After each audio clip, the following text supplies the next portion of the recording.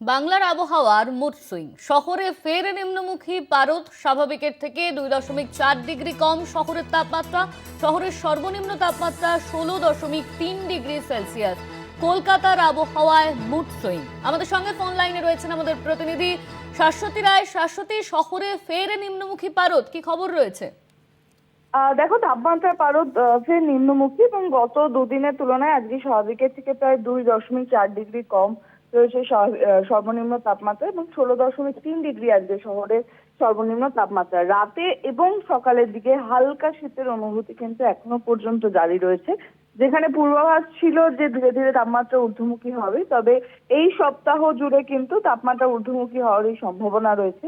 তবে আজকে হঠাৎ করেই রাতের তাপমাত্রা নিম্নমুখী হয়েছে, যার জন্য সকালের দিকে বেশ হালকা কুয়াশা জারি ছিল উত্তরবঙ্গের পার্বত্য এলাকাগুলি, অর্থাৎ দার্জিলিং, কালিম্পং, জলপাইগুড়ি, কোচবিহার এই জায়গাগুলির ক্ষেত্রে, এবং দক্ষিণবঙ্গের ক্ষেত্রেও পশ্চিমের জেলাগুলিতে কিছুটা হলেও তাপমাত্রা নিম্নমুখী হয়েছে ফের, এবং যার জেরে হালকা কুয়াশার দাপট ছিল বেশ কিছু জেলায়।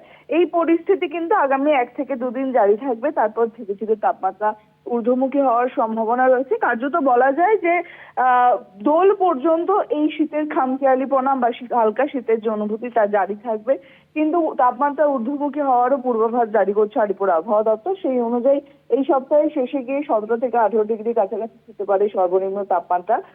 বলাই বাহুল্য যে উত্তরে হাওয়ার দাপট জারি রয়েছে, সেই উত্তরে হাওয়ার দাপটের ফলেই এই তাপমাত্রা নিম্নমুখী হচ্ছে, এবং এই পরিস্থিতি কিন্তু আগামী আরো 1 থেকে 2 দিন বজায় থাকার সম্ভাবনা রয়েছে সমস্ত জায়গায়, রাজ্য জুড়েই, বিশেষত দক্ষিণবঙ্গের জেলাগুলির ক্ষেত্রে পারদ কিছুটা হলেও নিম্নমুখী হলো আবার, এবং স্বাভাবিকের থেকে 1 থেকে 2 ডিগ্রি নিচে অবস্থানরত তাপমাত্রা পারদ। এই পরিস্থিতি আগামী আরো 1-2 দিন অর্থাৎ মঙ্গল থেকে বুধবার পর্যন্ত জারি থাকার সম্ভাবনা রয়েছে।